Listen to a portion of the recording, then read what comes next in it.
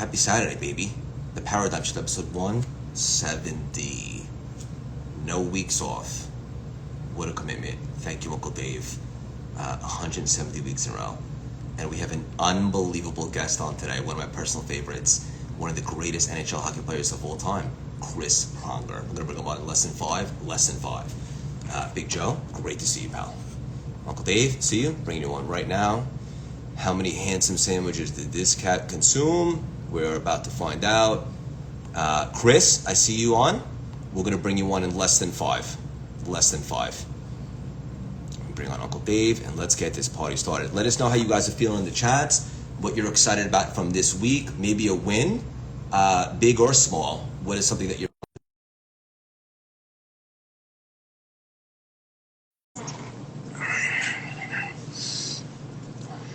95 degrees out here in New York City, very humid. I'm grateful. Dave, Hello. is that new merch? This is new merch. What we got? Little Ferocious Buddha. Ferocious Buddha, lesson in branding. Although we had multiple icons of Ferocious Buddha, the brand wasn't big enough not to just spell it out. So we went this way with the lotus flower as the U, and it's gaining great popularity. So we're super stoked. It looks great, and you look great. And where is that background? Sedona. So I'm up here at the Spiritual Vortex at Enchantment, and it's enchanting romantic weekend with my wife. I've been traveling extensively, as you know, and I'll be in New York next week. I'd love to see you at Propelify and, of course, in the city as well. We got a big day. Yeah, I can't wait. Cleared my schedule. I'll be with you in Catch, a little live coaching in Times Square at 4 p.m. Eastern, and during the day at Propelify, baby. I'm pumped. I'm pumped as well, man. And I get a little bit of variant behavior here in Sedona. So we have aura readings and playing tennis at 9 a.m. before it gets too hot. We went on a tour yesterday. So just loving life, man. I love it. I love you. Before we bring on one of the all-time GOATs in the NHL and just a great human being, I got a question for you. I'd like to kick it off. I'm excited to ask you this one. Where you are right now in this particular season of life, Dave, what does success look like for you? Success for me is the intersection of my own perception and passion. And so the intersection between the perception and the passion in my life equals purpose, which is success. And so the thoughts about my purpose, being purpose, is how and why that perception is so important. But to be inspired by that, the passion, I'm looking for that intersection. In order to achieve that success, I know that it's my ability, which I'm practicing every day, to enjoy the consistent every day, which is counterintuitive, counter human nature, to enjoy everyday things in a persistent way without quitting, even though it's counter human, to pursue my potential, not what other people want, not what's missing, not what they don't have, not what they want people to think, but my own potential. And the more that I've aligned with that, the more successful I've become. I love it. Aside from taking out the trash, what is something in your life that you've really come to learn to love? Committed behavior of research. So if somebody would have told me when I was in college that I'd love to study things, I would have told them, you got the wrong guy. It's just like writing books. How many authors out there, like if somebody would have told me I would have written a book. I just sold my Don't Do Business with Dicks book, which will be launching in the fall of 2025. And part of, I've waited because that book has been written, but I've waited till the point where I could find a big publisher that would allow me to give my book away for free as well. Because as you know, I'm one of the only ones that give my book for free and pay for shipping and the book. And most publishers make you have a hardback book for $35 and charge you $17.50 for it, which makes it really difficult to get out to the masses because we give away thousands of books. And so being able to do it at printing costs, ironically, was the holdup. And I'm just blessed to love to do research now. And I learned to love it, man. I used to hate it. I used to hate studying, and I study every single day. Probably, I call it in my book a minimum of 30 minutes, but I probably study 3 hours a day on average, but it's a minimum of 30 minutes a day. Yeah. That's interesting. I can relate to that. I was the best, I guess you could say, student back in the day. But these days, if something I'm excited about something or I want to learn, I love to study it. Love it. Awesome, man. Well, I'm super excited about our guests. I was watching the playoff game last night, thinking about Chris and coming into a game seven in the NHL. That's awesome. I'm Oilers all the way. As you know, my business partner played 6 years in Edmonton and played for the Eskimos, not the Oilers, but he ended up playing for the Houston Oilers, Warren Moon. So to have Chris here to give us some great insights on the mindset, heart set, and handset of what he's learned from hockey is truly an honor. And I want to thank him for joining us. And speaking of handsome, Chris, thank you for joining us, brother. Thanks for having me. Are you at the Great to airport? be here. I am at the airport. Yes, there's some storms rolling in. I'm dropping my daughter off at sleepaway camp. There's some storms rolling in, so I caught an earlier flight. Nice. Well, thank you for making the time. You need no Yeah, you introduction bet. to opportunities. We're super Thank pumped to you. have you. I see Real a quick, what are you thinking lot about of. game seven?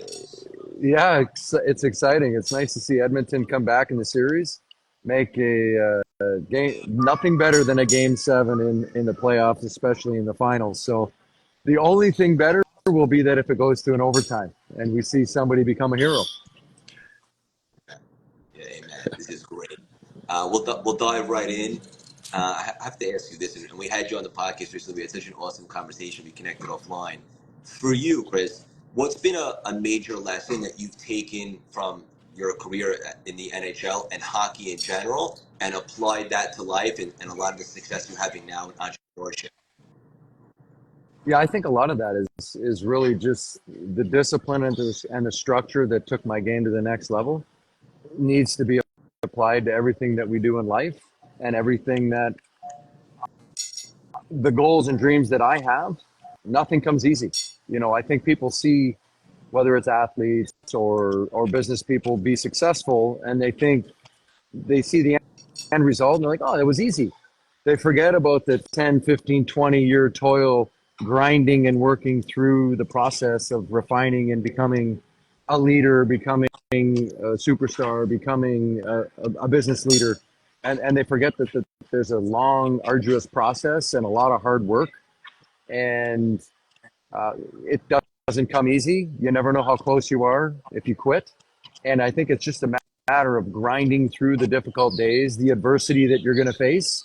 It's never going to be an easy path. There's always going to be something in the way, and it's that consistency of putting in the work each and every day that adds up over time. It always sounds cliche, but it is true, and it's that simple. So there's no magic pill, huh, Dave? Yeah. Well, first of all, things cannot be a better indicator of truth than if it's cliche. You can't become cliche overnight, no pun intended. And the overnight successes, on average, take about 17 years. And the math of it, and why I say 17 years, is I say it takes about 10 years before you're 25% of the way where you want to be. Then it takes half as much time to get to 50%. So that's 15 years. And then it takes another 2.5 years to get to 100% of the way that you and where you want to be. So on average, it takes about 17 and a half years to be an overnight success or a cliche, by the way. So they have the same timeline. But more importantly, what is so disturbing to me, and Chris has seen this in sports, and so has I, is that most people quit before they get to the 10-year mark. And then of the 1% that's left after the 10-year mark, another 99% quit by the 50% mark in those 5 years. And then the most disturbing to me is of the 1% of the 1% that left, 99% of those people quit in the last 2.5 years. So when Chris said, you never know how close you are, And, some people can do it in 17 and a half months. Some people can do it in 17 and a half years or lifetimes. But the key is that you need to enjoy that consistent, persistent pursuit of what you want and learn from it. And then that will speed up the process. But I think what you say to me is the recipe of success. And it's, such a great indicator of success for people that, hey, look, man, I'm just doing my best, learning lessons and having fun, but I'm never going to quit. Yeah, same frequency. I love it. Chris, you're one of the most disciplined cats I've ever met. After you left the NHL, was it very important to you to create a new routine for the new season of life for you? Yeah, absolutely. I think I spent the first couple of years trying to get healthy, trying to recover, and found through that I work best under structure and having a routine and being very disciplined in what I do in day to day life. Coming from so much structure as an athlete, that it just rolled over into my everyday life, and just it's the way I operate at optimum levels. And so for me, it's just having everything detailed into my calendar. I just look at my calendar every morning. What do I got to do? What am I doing? Obviously there's certain routines that I follow, whether it's working out, whether it's eating certain foods, what have you. But really, I think most people do best under structure. There's obviously outliers in everything that like to fly by the seat of their pants and kind of do what they do. But for me, just having an understanding, whether it's as simple as driving my kids to school and time blocking certain things in my life, I found that works best for me. Dave, I thought I Y- was disciplined, and then I met you. Yeah. Well, you take all the greatest athletes, they didn't get there on accident. And there's a formula to that. And why structure and frameworks are so important in routines is because good behaviors create good progress. Bad behaviors are those which interfere with your progress. And if you don't have a routine, a structure, a framework in which to be, number one, or to be able to be attentional, meaning that hey, every day I'm paying attention and reminding my dumb human self that this is where I want to be or better. But also, it's a formula of intention. So, in the context of a framework or of these routines and disciplines that great athletes especially have, is okay, this is what I'm supposed to do today. This is what I'm supposed to say today. This is what I'm supposed to think today. This is what I'm supposed to feel today. And this is what I'm supposed to believe today in order to get me to where I want to be or better. And so the structure, the framework, the discipline, the routines are reminders, remembrances, recollections of this faith of where we want to be. And it actually creates the in spirit, the inspiration that it takes to be the best at a topic, a subject matter, or an expertise. And it's no greater illustrated than in sports, whether you're Warren Moon or Chris Pronger, it doesn't matter. These guys are in the echelons of discipline and routine. And when they leave the game, they have to incorporate a new framework or routine or a new structure. And once they get that, then you see the great success like you have with Warren Moon and Chris in other areas of life because they know how to implement the attention and intention to create the coincidences, results, and consequences that they want in their lives. Dave, did you ever write poetry? I did, but it was more on the rap side of things, and I'm more a rapper. This is awesome. Chris, what are you most excited about right now, brother? I'm just most excited about where my life's at. I'm turning 50 this year, believe it or not, and made a lot of positive changes in my. There we go. Happy birthday. Made a lot of positive changes in my life.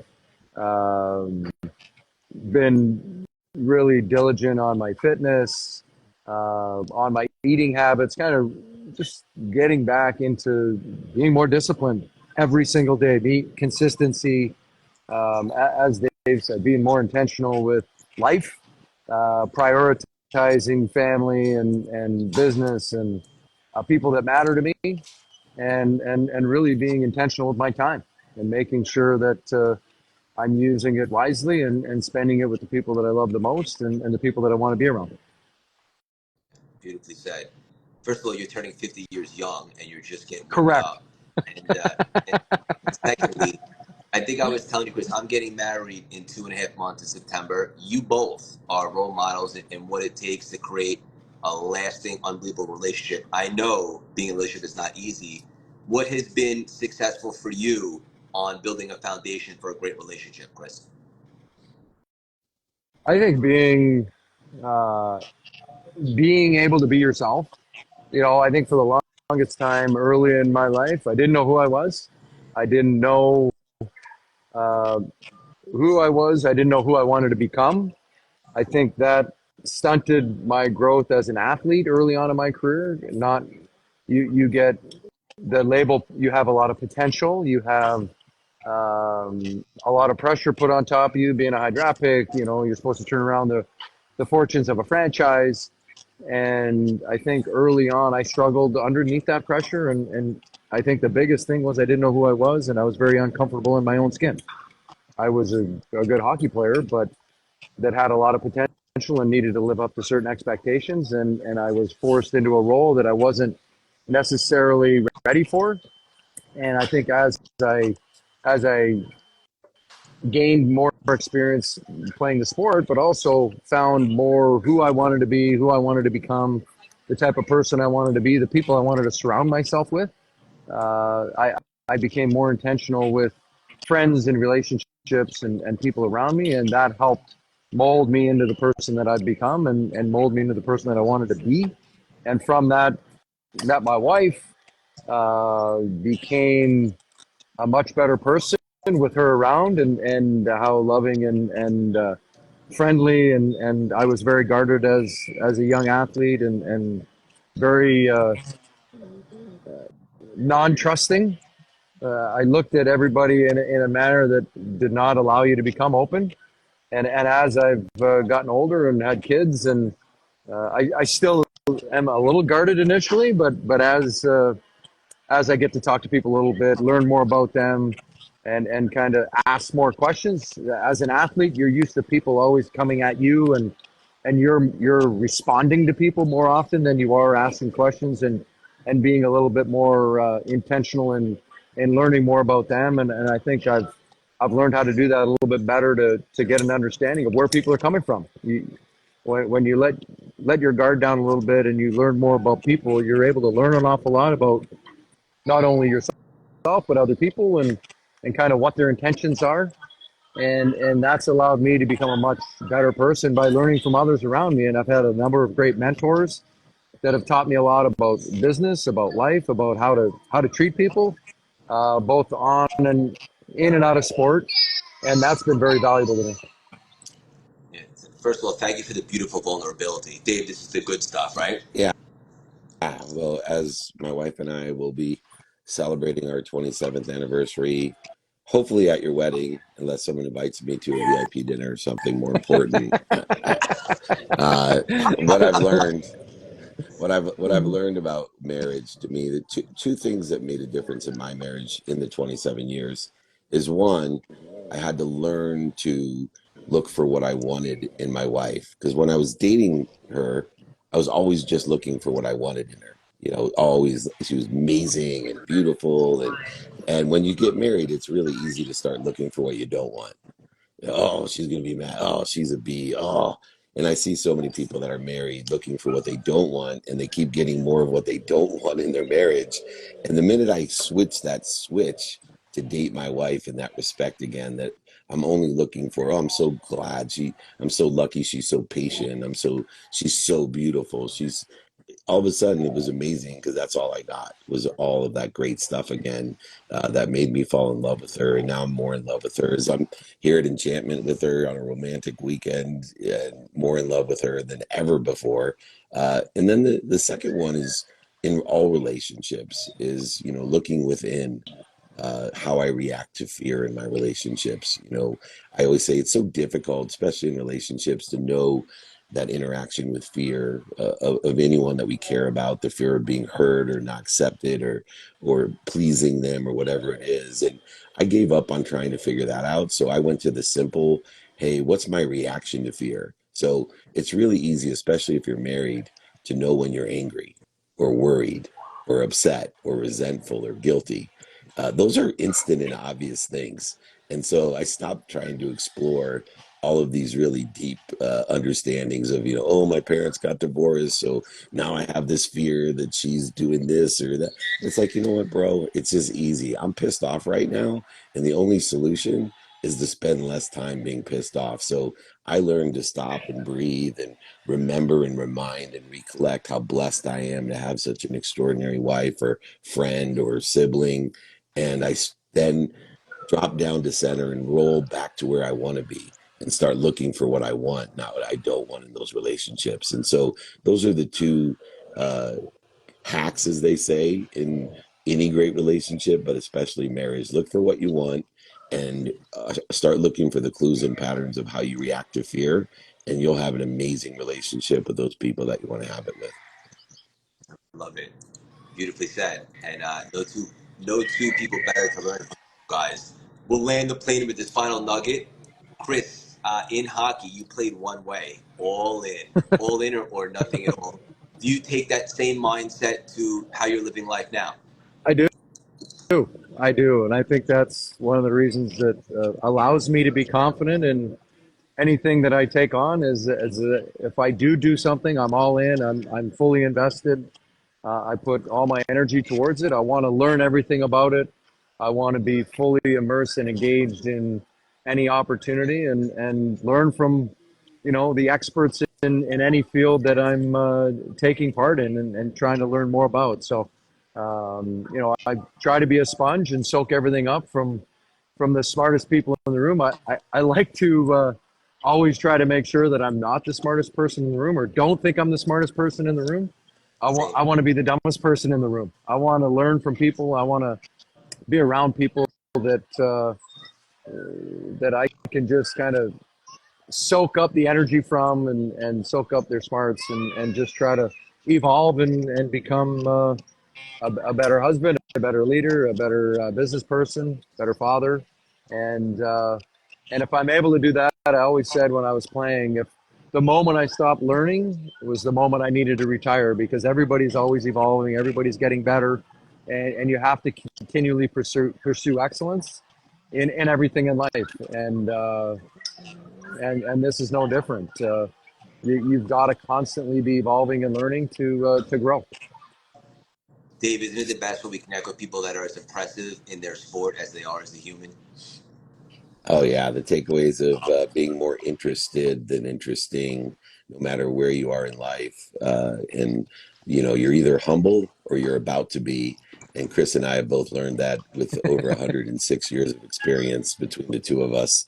That is absolutely true. And all in, when I think of the Oilers here in the playoffs, you can see they picked up a notch of being aggressive and going all in when their back was against the wall. And it's a rarity for people to be able to do that without their back against the wall. But it's nice to see that they have it in them, and cannot wait for Game 7. But as exciting as Game 7 is, having Chris here today on our Saturday to launch my romantic weekend and remind me how blessed I am, man.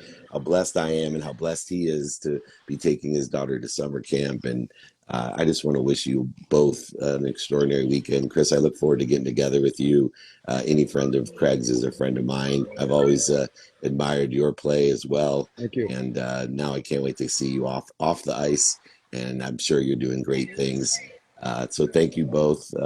Craig, Appreciate it. go ahead, land it, brother. Okay. First of all, love you both. Thank you for hopping on. Chris, real quickly, how can our communities get involved? What are you up to? Where can they follow along in the journey and so forth? Yeah, the journey, no pun intended. You can follow me on chrispronger.com. I am about to launch my website, Well Inspired Travels, which is our travel company, and my wife is starting a wellness consulting business. She's the brains behind the operation as far as the wellness is concerned. And it's been a lot of fun, kind of building and growing this business with her. It's as most people know that work with their wives. It's never easy, but it's certainly fulfilling. And as you continually grow and build a business together, there's a great deal to be proud of, and I'm excited to see her kind of evolve and take her business to the next level as well. I'm very proud of what she's been able to accomplish thus far. I love it. And we'll put all that in the show notes. And Uncle Dave, I know you got the big Dane Cook event coming up, and also people can come see you in New York next week, correct? Yeah, I'll be there Thursday. I will tell also that not only working with your wife is difficult, but if you let your wife drive you to Sedona, that's extremely difficult as well. So I'm learning lessons after 27 years of marriage. But yeah, please join me Thursday. I'll be in New Jersey in the morning at Propelify. We'll be at Times Square and doing a VIP dinner in New York City on Thursday. Everyone's invited. David at dmeltzer.com. And then we'll be Rob Riggle, Dane Cook, Marshall Falk, Baron Davis, Maria Diamond, Diane Cannon. There's about 50 who's who coming July 19th out by SoFi. It's YouTube Theater, about 3,200 people. Go to Ticketmaster. Me and Dane Cook will be collaborating with all of those people, but also with the audience. So we're going to bring people up on stage and collaborate with them. And it's a laugh louder, think bigger event. That's what life's about to me. You got to laugh louder and think bigger. No better place to be. Sorry, Chris, you didn't meet your goal today, though, because you're the smartest one in the room here between the three of us. So sorry. Oh, I highly doubt that. Great way to land the plane. Yeah, guys, thank you so much for hopping on this Saturday. Dave, enjoy the weekend with Julie. You Chris, bet. enjoy the summer camp with the daughter. And I Thank love you guys. We'll you. connect on. Go Appreciate Oilers. it. Take care. All right. Yeah. Bye, guys. Bye-bye. See ya. What an awesome episode. Awesome episode, guys.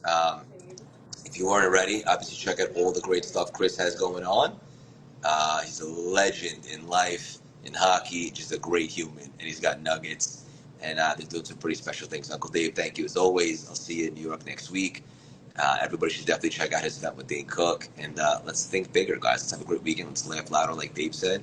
If you guys like free inspirational nuggets, you can text the number at the bottom of the screen, 917-634-3796. I got a full day ahead of me, a lot of workout, got a fresh hair piece this morning, and also some wedding planning. And I love you guys. Very blessed, very grateful to have another day here and make the most of it, make every single second count. Love you guys. Have a great weekend.